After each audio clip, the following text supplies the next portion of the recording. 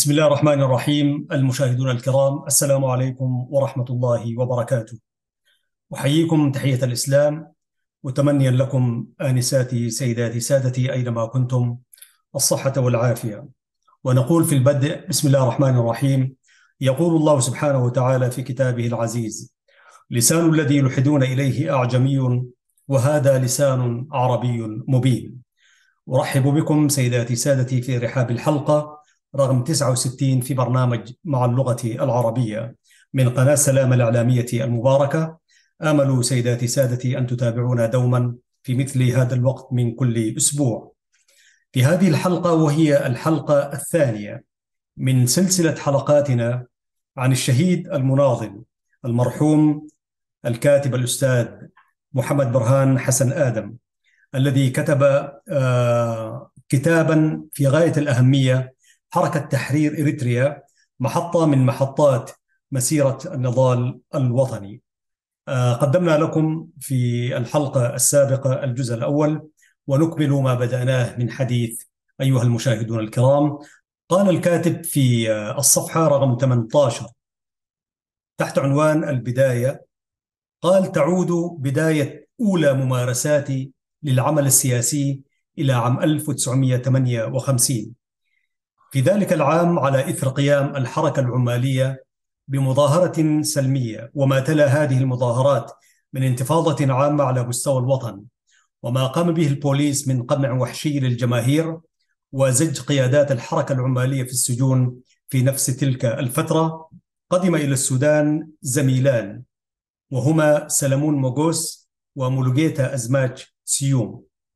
وكنت كما يقول الكاتب في ذلك الوقت وصلت السودان قبلهما بعدة أشهر، وفي لقائي بهما أخبراني أنهما قدما إلى السودان فارين من الاعتقال، وأنهما يفكران في التوجه إلى مصر طلبا للعلم، وطلبا مني الانضمام إليهما. وكانت تربطني مع زميلي سلمون مغوس صداقة خاصة واهتمام مشترك بالقضية الوطنية. واستطرد يقول: وكان لهذه الانتفاضة الشعبية أصداء في السودان، الانتفاضة في أسمرة، وكان المهاجرون الإريتريون يراقبون الأحداث ويتابعونها بكل حماس واهتمام. وكان أحد الطلبة الإريتريين في مدرسة فاروق الثانوية المصرية بالخرطوم، وهو المرحوم الدكتور جعفر أبو بكر، الذي عمل بعد الاستقلال أستاذا في جامعة أسمرة، يكتب مقالات حماسية حول القضية الإريترية في الصحافة السودانية. في ظل هذه الظروف قبلت أن أنضم إليهما. بعد وصولنا إلى القاهرة تقدمنا إلى السلطات المصرية طالبين حق اللجوء السياسي، وكما قدمنا مذكرة نشرح فيها الحالة السياسية في إريتريا، إلا أن السلطات المصرية لم تستجب لطلبنا، ولكنها منحتنا حق الإقامة مع تقديم تسهيلات للالتحاق بالدراسة. يقول الكاتب المرحوم: أثناء تواجدنا بالقاهرة كنا نجتمع مع السيد ولد آب ولد مريم، وكنا نناقشه ونستطلع آراءه، وكان يقول لنا إنه يعمل كما يعمل العنكبوت إذا ما وجد ذبابة مجنونة يوقعها في نسيج شبكته.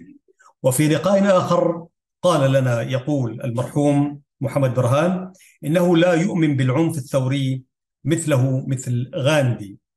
فكنا نرد عليه: وهل لك شعب مثل شعب غاندي الذي يؤمن بالروحانيات؟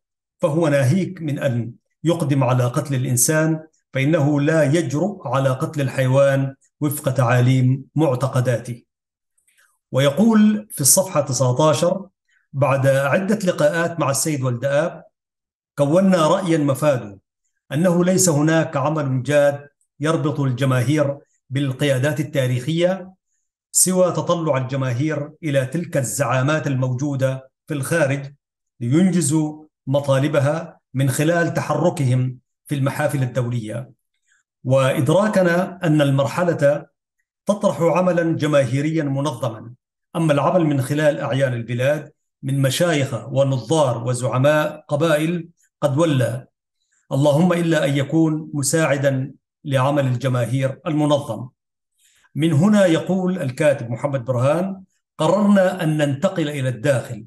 كان قرارنا هذا مفاجأة للسلطات المصرية، وكان قرار السلطة المصرية أن تتم عودتنا من خلال استخراج وثيقة سفر من السفارة الإثيوبية بالقاهرة، ويكون ترحيلنا بحراسة مشددة إلى آخر الحدود السودانية بكسلة، وفي محطة البصات بتسني، حيث كانت عناصر المباحث العامة في انتظارنا.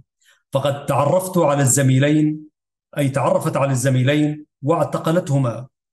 أما أنا فاختفيت من أنظارهم لعدة أشهر. وقد قدم الزميلان فيما بعد إلى المحكمة الفيدرالية بأسمراء، أي قدما، وحكم عليهما بسنة واحدة بتهمة الخروج من البلاد دون تصريح شرعي. في الصفحة رقم 20 يتحدث عن المدخل، وبعد ذلك يتناول الاستعمار الإيطالي في إريتريا، الإيجابيات وغيرها والسلبيات. وهي أنا أراها حال الصدق، يعني أن يتحدث الكاتب عن الإيجابيات للاستعمار الإيطالي تحديدا، ويتحدث عن الانتداب البريطاني والنظام الفيدرالي. وفي الصفحة رقم 23 يقول بالنسبة لما صاحب النظام الفيدرالي في تلك المرحلة، يقول: وكان رد الفعل من قبل الشعب الإريتري، يعني وهو يتناول مرحلة الفيدرالية. أو خلونا نقرأ من الفقرة ذاتها. يقول: إذا كان الشعب الإريتري لم يتمكن من تحقيق طموحاته في الحرية والاستقلال إبان فترة حق تقرير المصير من خلال نضالاته السياسية، إلا أنه خرج بمكاسب قد تمثلت في إرساء حركة سياسية وطنية وصحافة حرة وحركة العمال النشطة ونظام حكم ذاتي فيدرالي ذا برلمان تشريعي خاص به. إلا أن النظام الإقطاعي الإثيوبي المتخلف أجهض كل تلك المكاسب، فألغى الأحزاب السياسية والصحافة الحرة وحركة العمال النشطة. وكان رد الفعل من قبل الشعب الإريتري هو مواصلة نضالاته السلمية بأشكال مختلفة، فظهرت حركة تطلق على نفسها جماعة الفيدراليين، حماة النظام الفيدرالي، وكان أبرز قياداتها كل من تسفازجي كفلي، زميكيل عقبة ميكائيل، برهي عندنكيل، حسن عبد القادر عبعدي، أبرهة فطور، تسفاي ردأة، وتسفازجي هيلي. كانوا مجموعة 7. من أساليبها، أي أساليب جماعة الفيدراليين، كان التحرك وسط الجماهير لبث الوعي من أجل حماية النظام الفيدرالي، وعلى المحافظة والدفاع عن المكاسب التي تحققت من خلال النضال السياسي في مرحلة حق تقرير المصير. ثم تلتها حركة العمال 1958 التي كانت تأخذ أسلوب المظاهرات السلمية، وكذلك حركة الطلاب. كل هذه الحركات قد قمعت بكل عنف وبيد من حديد، وزجت قياداتها في السجون.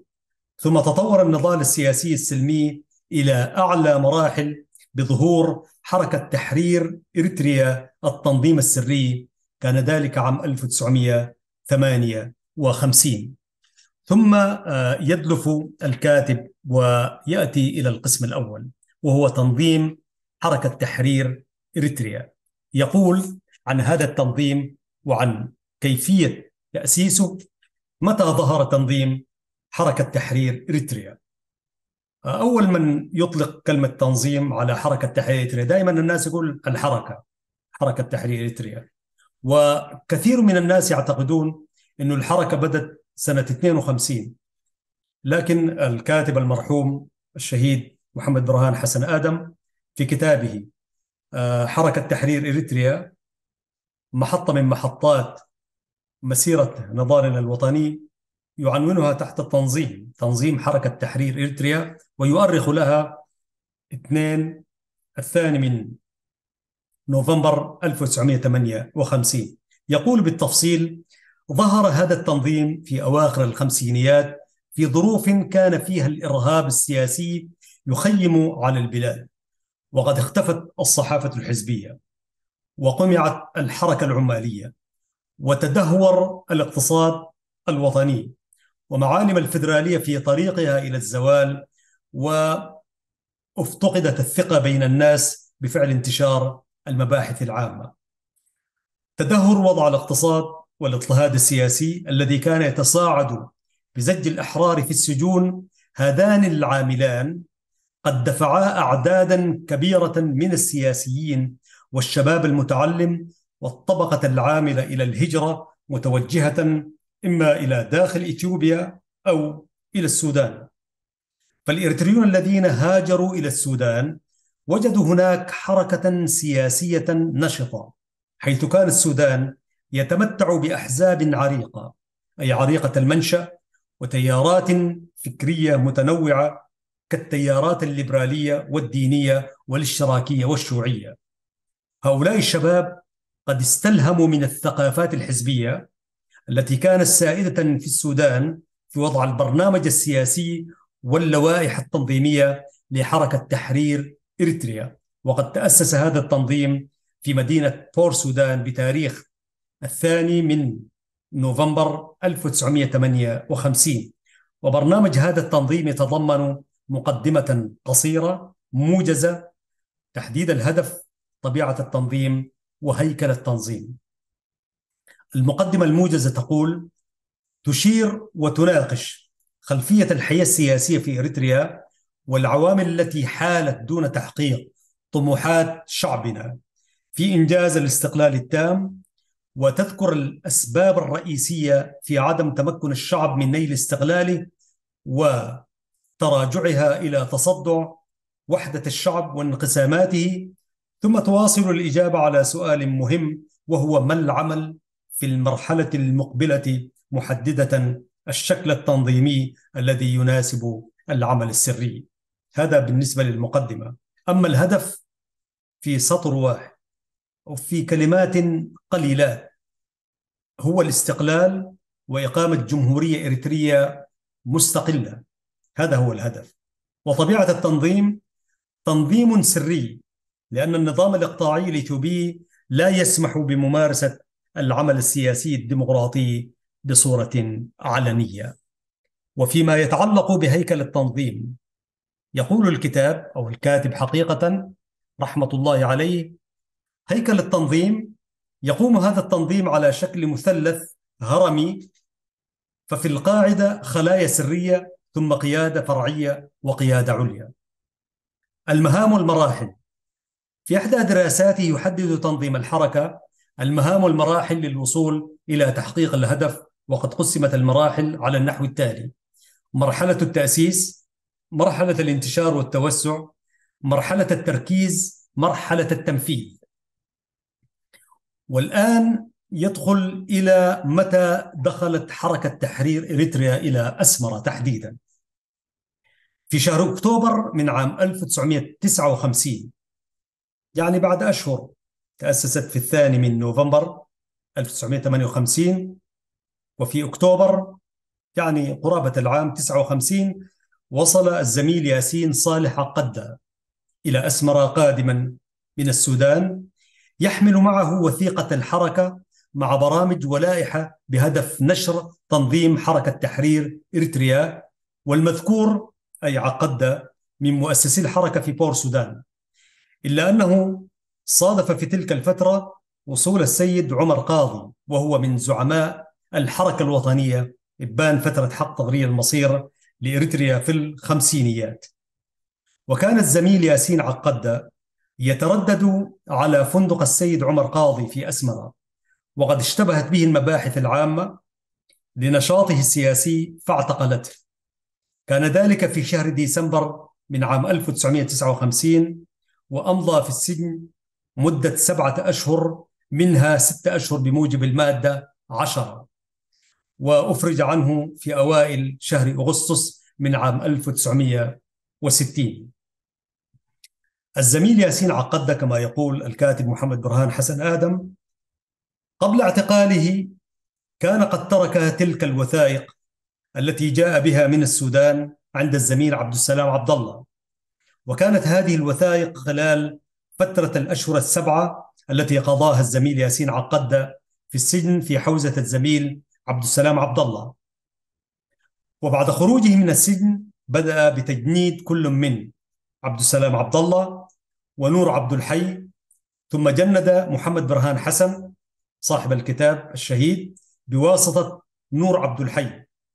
وبعد أن أصبح أعضاء الحركة 5 أشخاص، عقد أول اجتماع للخلية، أي التشكيل، في شهر أكتوبر من عام 1960 الموافق 2 من ربيع الأول 1380 للهجرة النبوية الشريفة. الخلية كانت مكونة من ياسين صالح القدة، عبد السلام عبد الله، نور عبد الحي، محمد برهان حسن، سعيد ياسين، نصر الدين، أحمد دين عبد القادر. هؤلاء هم أعضاء الحركة في أسمرة. ويقول الكاتب رحمة الله عليه: وأنا أتذكر جيدا بعد انتهاء الاجتماع توجهنا مباشرة إلى مسجد الخلفاء الراشدين لمشاهدة حفل المولد النبوي، ولذا يكون أول نشاط للحركة في أسمرة في ذلك التاريخ في شهر أكتوبر عام 1960 الموافق 12 من شهر ربيع 1380 هجرية، أي ربيع الأول. عزيزي المشاهد وعزيزتي المشاهدة، نترحم، أنا فاتني أن أتحدث عن الدكتور جعفر أبو بكر رحمة الله عليه، أستاذ العلوم السياسية والاقتصادية، وتحديدا الاقتصاد بجامعة أسمرة رحمة الله عليه. كان من الأساتذة الأجلاء الذين التقيناهم بعد التحرير. كان رجلا هميما ورجلا وطنيا. وعندما التقيته 91 في جامعة أسمرة كان يعني ليس متقدما في العمر، ولكنه كان يعاني صحيا، ولكن كان مثابرا وصابرا على الحالة الصحية التي كان يعاني منها. وكان من هيئة تدريس جامعة أسمرة الذين يعني تولون مناصب متقدمة. حسب الخبرة كان ينبغي أن يكون مديرا لجامعة أسمرة قبل أن تغلق مع الأسف، ولكن لاعتبارات كثيرة كما تعلمون أنه كان عميد لكلية الاقتصاد، وكان له تعاون يعني يشار له بالبنان ويشكر، وإن شاء الله في ميزان حسناته، مع عدد من الطلاب الذين كانوا يلتحقون بجامعة أسمرة ولم يكن لهم مكانا يؤدون فيه فرائضهم وصومهم وما إلى ذلك. وقد حدثني عنه الأخ عامر شدي، كان طالبا بالجامعة وكان يقف معهم يعني في ترتيب كيف أين يصلون، ومسألة الإفطار بالنسبة لأن تكون طالبا جامعيا. طبعا ما المجموعة الموجودة ما تأخذ اعتبار لأي معتقدات دينية سواء كان مسلمين أو مسيحيين. فكان الدكتور جعفر أبو بكر فيما ذكر لي مشكورا أنه نظم لهم إفطار جماعي بالاتفاق مع هيئة مسجد عبد القادر الجيلاني بالقرب من جامعة أسمرة. فاتفق مع لجنة المسجد، والحمد لله الجماعة قاموا بالواجب، وكانوا فيهم مجموعة من الإخوة اليمنيين من أصول إريترية طبعا وأصول يمنية. ومسجد الخلفاء مسجد عبد القادر الجيلاني المصلين هناك يعني تكفلوا بالإفطار وحتى السحور كمان، يعني بارك الله فيهم. فكان للدكتور جعفر أبو بكر دور في ذلك، بارك الله فيه وجزاه الله خيرا. اللهم اغفر له وارحمه وأكرم نزله. وكان والله يقدرنا التقدير الصادق، يعني أنا كنت أحس يعني بأمان وأنا أتحدث إليه في كثير من المقابلات الإذاعية وحتى للصحافة، الله يرحمه ويحسن إليه. فيقول الكاتب بالعودة إلى الصفحة 29: من هنا، يقول كاتب محمد برهان حسن آدم، من هنا سوف أحاول أن أبدأ باستحضار شريط الذكريات عن فترة لا تقل عن 40 عاما، طبعا أكثر من 50 عاما اليوم. هذا الشريط الذي أستعرضه في هذا الكتاب هو ما ترسخ في ذهني عن سلسلة نشاطات ساهمت فيها مع زملائي في نشر تنظيم حركة تحرير إريتريا، وإنني لا أستطيع التحدث عن نشاطات الحركة على مستوى الوطن، ولكن سوف أسرد عن نشاطاتنا في المناطق التي كانت تحت إشراف قيادة مركزية أسمرة. في نفس الوقت سوف أذكر كل ما له صلة بنشاطي الشخصي ولو على مستوى الحركة كلها. أرجو المعذرة من القارئ حتى قد لا تسعفني الذاكرة بذكر تاريخ يوم الحدث أو الواقع أو الوقائع بعد تلك السنوات الطويلة، ولكن لا بد من ذكر شهر وعام الحدث، لأنه لا معنى للحديث بدون ذكر تفاصيل شهر وسنة على الأقل. هذه أمانة في الكتابة. وهناك إشكالية أخرى، وهي أن هذا الكتاب لم يدعم بالوثائق التي لها صلة بنشاط تنظيم الحركة، ذلك لظروف اعتقالات الأعضاء التي واكبت منذ بداية نشاطاتنا في نشر تنظيم الحركة، وقد أصبح احتفاظنا بالوثائق غير ممكن. حقيقة في تلك الظروف إن من يعيش في معترك السياسة، الحياة السياسية، كثيرا ما يحمل انطباعات لا حصر لها عندما يتحرك المرء ويحتك في نشاطه اليومي بمختلف النماذج من البشر الذين يتمتعون بروح وطنية صادقة وشجاعة وإقدام وإنكار للذات، ويربطون معا في أهداف سامية ومثل عليا، ويكابدون معا المعاناة ويعيشون في آلام وآمال. هذه النماذج من البشر وهم من الزملاء صورتهم وسجلت نشاطاتهم ومواقفهم الصلبة. كل ذلك، أي تلك المواقف، يقول راسخة في مخيلتي وأمام عيني، لولا الخوف من الاستغراق في التفاصيل، وقد تكون بعض هذه التفاصيل فقدت قيمتها بالتقادم. لوددت أن أسجل انطباعاتي حول تلك النماذج من البشر في هذا الكتاب، لذا رأيت أن أختصر عملي في تسجيل أبرز الأعمال التي لها أثر في بث الوعي الوطني بين الجماهير، وذلك من خلال نشاطاتنا في نشر تنظيم حركة تحرير إريتريا حتى توقف دورها، لتفسح المجال للتنظيم الذي تجاوزها ولبى متطلبات المرحلة القادمة ما بعدها، ثم أصبحت بذلك إحدى محطات مسيرة نضالنا الوطني. مشاهدينا الكرام، أيضا نخرج في فاصل قصير ونعود إليكم أيها الإخوة والأخوات.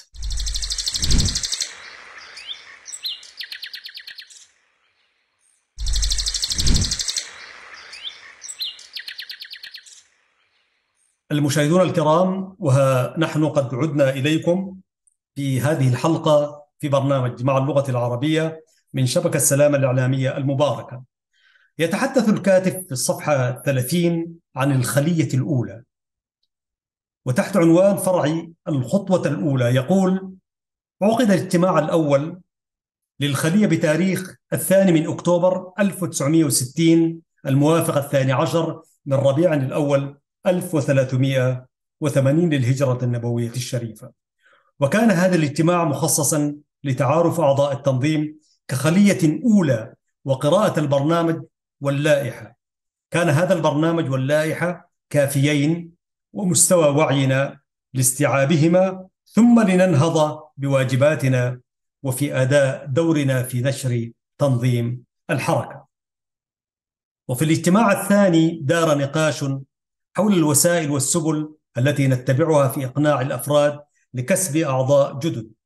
اتفق الجميع على أن يكون مدخلنا عند المناقشة لمن نريد تجنيده هو التحدث معه في أوضاع اقتصاد البلد المتدهور وانتشار البطالة والفقر في البلد والهمجية الإثيوبية الشرسة، لإزالة معالم النظام الفيدرالي الذي يتمثل الحد الأدنى لرمز الكيان الإريتري والإريتريين. إذا ما تجاوب الشخص المعني لتجنيده، ننتقل إلى مناقشته في المسائل السياسية وإمكانية التحرك في العمل السياسي. فإذا أبدى استعداده للمشاركة في أي عمل سياسي، نخبره بوجود تنظيم سياسي سري ونطلب منه الانضمام. كانت خطة محبوكة يعني. وبهذا الأسلوب يقول: تحركنا وخلال 3 أشهر تمكنا من إقامة 4 أو 5 خلايا، كنا نجند بمعدل 8 إلى 9 أشخاص كل شهر. عمل جبار. فيما بعد ساعد عاملان في اندفاعنا لكسب مزيد من الأعضاء الجدد للتنظيم على وجه السرعة، وهما: أحدهما تجنيدنا ل30 شخصا كانوا أعضاء في الجمعية التعاونية التي كانت تطلق على نفسها جمعية التعاون لشباب أبناء الوطن دون تمييز في الدين والعنصر. مؤسسو هذه الجمعية يقول: 6 أشخاص، وهم المرحوم عبد السلام عبد الله، ونور عبد الحي، ومحمد برهان حسن، و3 أشخاص آخرين. وكان قد تم تأسيس هذه الجمعية بسنة واحدة قبل انتسابنا إلى الحركة، والهدف الرئيسي لإقامة هذه الجمعية كان تجنب الوقوع في إدمان الخمر. شوف الهدف النبيل، بجانب الهدف التعاوني، لأن المجتمع الإريتري في تلك الفترة كان مستاء من نظام الحكم الإثيوبي، وكان يعيش في حالة يأس وأزمة نفسية، ولأنه كان عاجزا عن القيام بأي رد فعل تجاه من كانوا يسلبون حقوقه. إزاء ذلك لم يكن هناك ملاذ سوى الهروب واللجوء إلى احتساء الخمر. هذه كانت الحالة العامة، وهذه الظاهرة كانت عامة وعلى وجه الخصوص عند الشباب. كان للجمعية لائحتها الداخلية، وهي تتضمن 11 بندا للتعاون. أحد البنود يحدد عدد أعضاء الجمعية ب30 شخصا، وسن المنتسب إليها ألا يزيد عن 30. والهدف من تحديد عددية العضوية هو خلق الانسجام بين الأعضاء واستمرارية الجمعية. وكذلك تشترط اللائحة بعدم القبول في عضويتها كل من يشرب الخمر. وكان يترأس هذه الجمعية الزميل نور عبد الحي. هذه الجمعية وبحكم انسجام أعضائها وتماسكهم قد سهلت علينا عملية تجنيد أفرادها في زمن قصير. والله نحن نقرأ هذه الوقائع والشواهد التاريخية حتى الناس يستفيدوا من مثل هذه التجارب. ويقول العمل الثاني الذي ساعد في اندفاعهم لكسب أعضاء جدد وفي فترة قصيرة، يقول العامل الثاني: كان وصول الأستاذ محمد صالح محمود من المملكة العربية السعودية. كان ذلك في أواخر عام 1960 وبداية 61. والأستاذ محمد صالح محمود هو صحفي سابق وصاحب جريدة صوت إريتريا. بعد وصوله بأيام اجتمع بنا وأخبرنا بأنه مجند في الحركة بالسعودية، وأنه سوف يتعاون معنا خلال مدة إقامته في أسمرة في التحرك والتجنيد. وقد جند السيد بزاب تسفاي بروخ مدير ممتلكات الحكومة الفيدرالية في إريتريا. السيد بزاب تسفا بروخ مدير ممتلكات الحكومة الفيدرالية في إريتريا تم تجنيده من قبل الصحفي محمد صالح محمود القادم من السعودية. وأخبرنا الأستاذ محمد صالح محمود كيف جند السيد بزاب قائلا: أخذت السيد بزاب تسفبروخ إلى كنيسة بيت مريم، كنيسة مريم، ودخلنا ساحة الكنيسة. هنالك حلفته ليكون عضوا في تنظيم الحركة، وبعد خروجنا من الكنيسة افترقنا، يعني أخذ منه القسم. هنالك افترقنا، وعلى بعد مسافة منه ألقي القبض على 2 من المباحث العامة. وكانت اللائحة التي جندت بها السيد بزاب في حوزتي، يعني الوثيقة التي جند بها كانت في حوزته. وفي طريقنا إلى مركز البوليس، يعني تم ألقي القبض عليهما الاثنين يعني.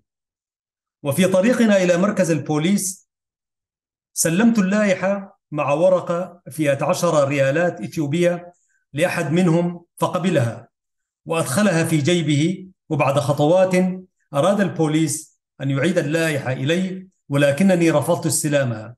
اللائحة مع شوية قروش الدولة يعني. شجاعة ما بعدها شجاعة. بعد ذلك احتجز الأستاذ محمد صالح محمود في السجن بموجب المادة 10 مدة 6 أشهر، وبعد خروجه من السجن واصل اتصالاته مع السيد بزابة، وقد تمكن الأستاذ محمد صالح من الحصول على خرائط متنوعة حول ديموغرافية إريتريا من السيد بزابة الذي كان مديرا للممتلكات الحكومية، وبدوره سلمنا الأستاذ تلك الخرائط في اجتماعنا بالمعهد الديني الإسلامي القائم الآن. يعني هذا كان صيد ثمين يعني. ومن جانبنا حولناها إلى القيادة العليا في بور سودان. يعني الخريطة الجغرافية لإريتريا، ومن خلالها طبعا حيتم رسم خطط وخطط سياسية. أما اللائحة التي سلمها الأستاذ محمد صالح محمود للبوليس الذي رافقه إلى مركز البوليس، بدوره سلمها لأحد موظفي محطة البنزين عقبة هيلة محطة البنزين تركناه ونحن نخرج من أسمرة 2008 بالقرب ملاصقة لمسجد الشيخ عبد القادر الجيلاني.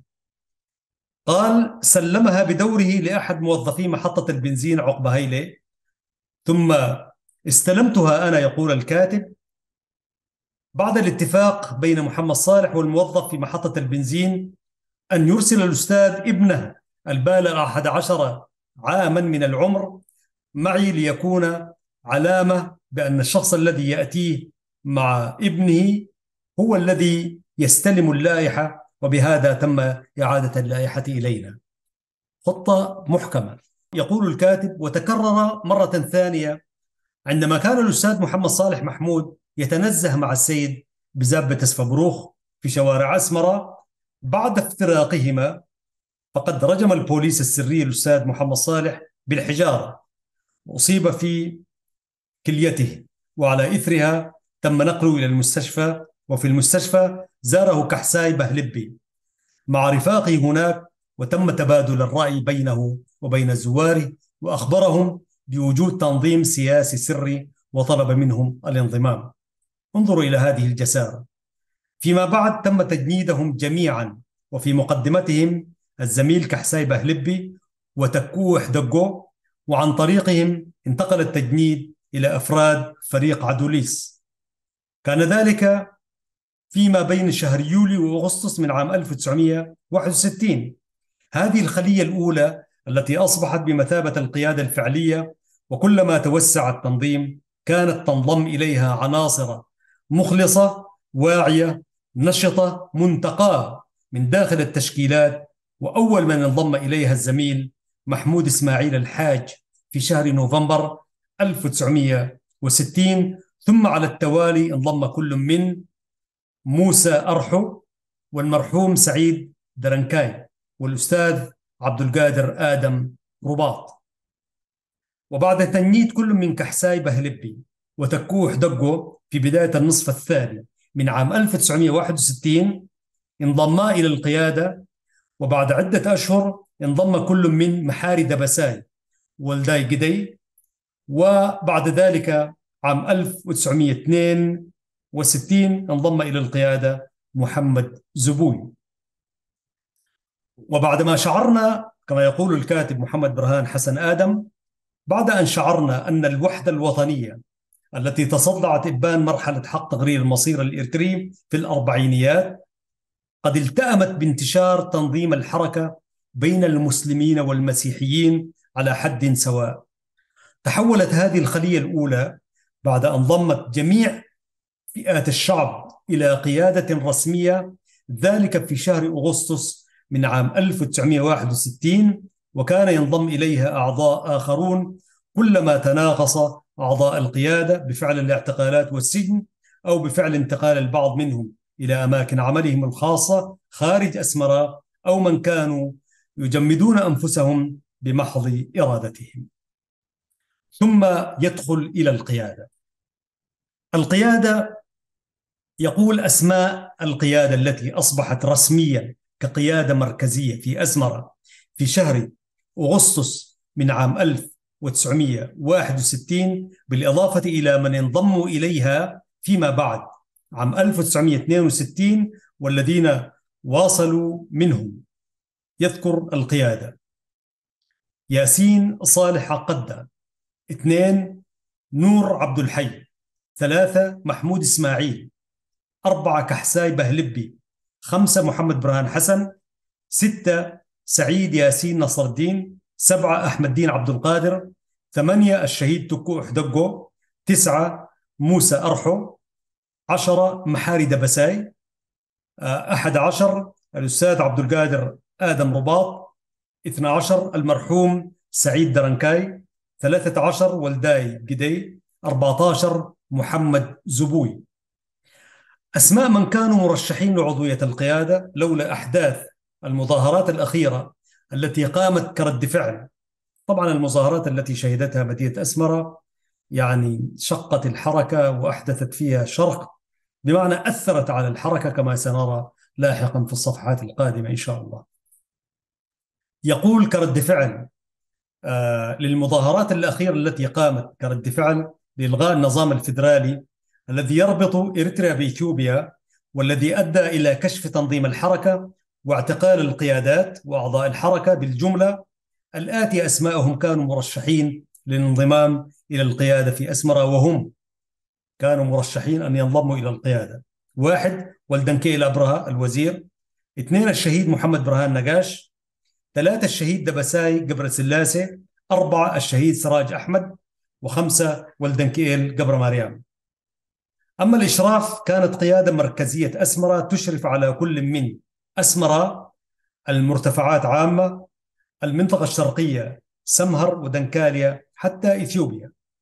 أما قيادة مركزية كرن فكانت تشرف على فروع الحركة في كل من سنحيت، الساحل، والمديرية الغربية، بمعنى القاش بركة حاليا. فيما يتعلق بالقيادة التي تشكلت في لقاء أسمرة، يقول الكاتب: هذا اللقاء أو الاجتماع حضره كل من الزميل صالح أحمد دين هذا اللقاء أو الاجتماع حضره كل من الزميل صالح أحمد إياي رحمة الله عليه، صالح إياي، وياسين صالح عقدة رحمة الله عليه، وعدد من كبار التجار والموظفين، وبعض شباب الرابطة الإسلامية القدامى. هؤلاء التجار الموظفين كانوا مجندين كأفراد ولم ينتظموا في تشكيلات خلايا حفاظا على وضعهم المالي والوظيفي. وترأس هذا الاجتماع الأستاذ محمد سعيد ناود، وقد سمي هذا اللقاء أو الاجتماع بمؤتمر أسمرة، مؤتمر أسمرة، ولكن أنا أسميه كما يقول الكاتب محمد برهان حسن آدم، سماه لقاء أسمرة بمحمد سعيد ناود. والسبب يعني يبرر لماذا سماه اللقاء وليس مؤتمر أسمرة، لأنه مؤتمر أسمرة سبقه تقريبا وسنرى في الكتاب. أولا يقول لم يحضر للاجتماع ولم تتبع الإجراءات، لم يحضر للاجتماع التحضير الذي ينبغي أن يكون، ولم تتبع الإجراءات المتبعة في عقد المؤتمرات. ثانيا عقد بدون علم قيادة أسمرة التي تقود التنظيم في الداخل. ثالثا الذين شاركوا في هذا اللقاء كانت مشاركتهم بالتعيين وليس بالانتخاب، أو في الحد الأدنى بالتفويض من القيادة أو القاعدة. رابعا الأشخاص الذين شاركوا لم يكن لهم دور يذكر في نشاط وتوسيع تنظيم الحركة. هذا الاجتماع عزيزي المشاهد أراده محمد سعيد ناود لأهداف يعني كما يصفها تكتيكية تخصه هو، وأخرجه ياسين عقدة تنفيذا لتوصيات وتعليمات الأستاذ.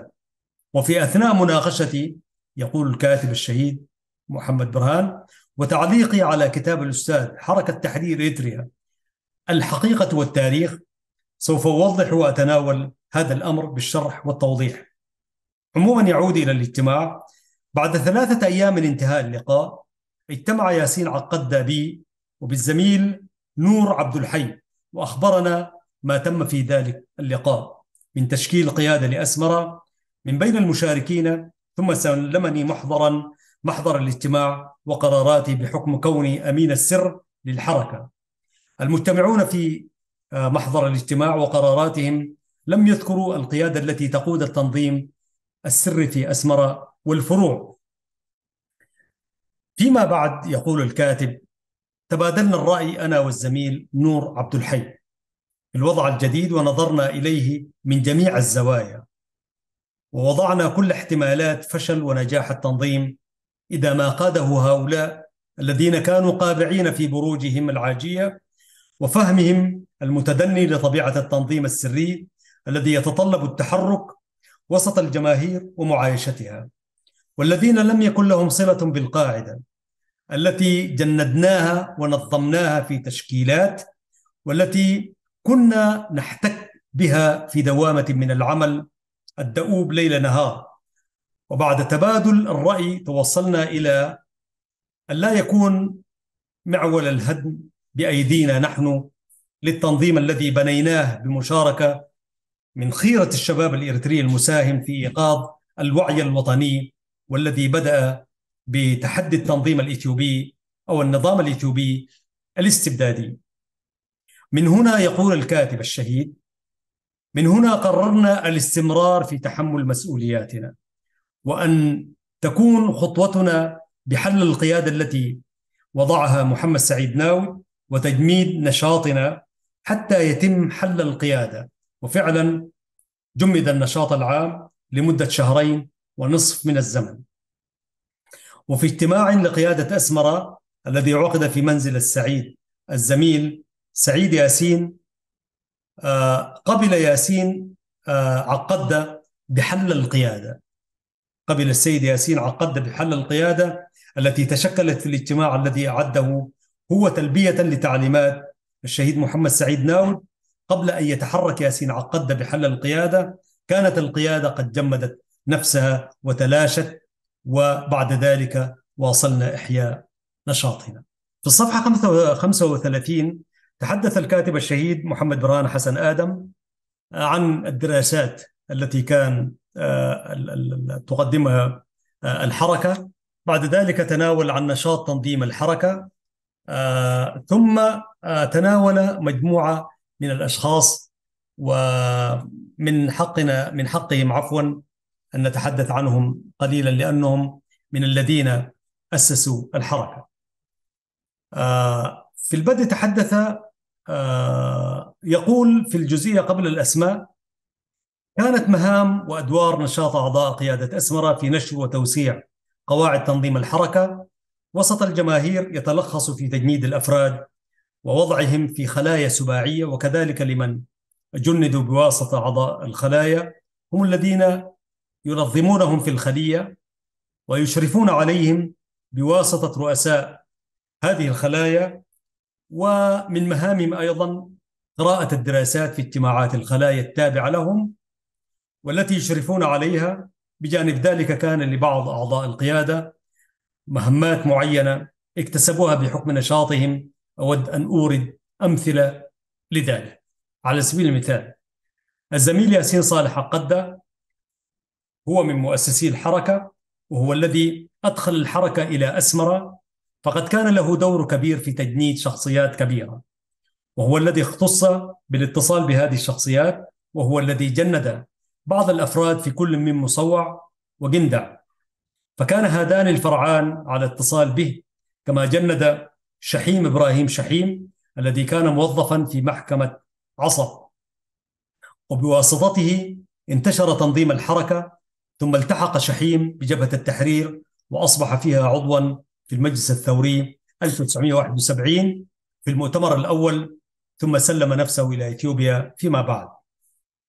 السيد محمد برهان حسن الكاتب: كنت أمين سر الحركة وأختص بحفظ الوثائق وآلة، يعني آلة النسخ، وأقوم بكتابة التقارير المرسلة إلى قيادة الحركة في الخارج. وكان فرع مندفر مرتبطا بي، وقد حضرت لتكوين أول خلية في مندفر، وكان بصحبة الزميل الشهيد دبساي قبر سلاسة، والذي قام بتجنيد الآتي أسماءهم: الشرطي كبرآب مبرهتو دبرسيون، تادسي أسقدوم، وأسفا ميكيئيل. كان اجتماعنا بالخلية الأولى في ضواحي مندفر بالقرب من مقلقال حقوس في موقع البئر حاليا. 3 من الأربعة الذين ذكرتهم قد اعتقلوا مبكرا في بداية تحركهم، لذا لم يتمكنوا من إقامة قيادة للفرع، وبعد الإفراج عنهم كانوا يشعرون بأنهم تحت المراقبة. بعد اجتماعي بالخلية في نفس اليوم زرت بيت السيد محمد برهانو، لم أتجرأ لتجنيده. الآن الزيارة كانت مفاجئة، ولكن ناقشته في السياسة ولمحت له بوجود حركة سياسية.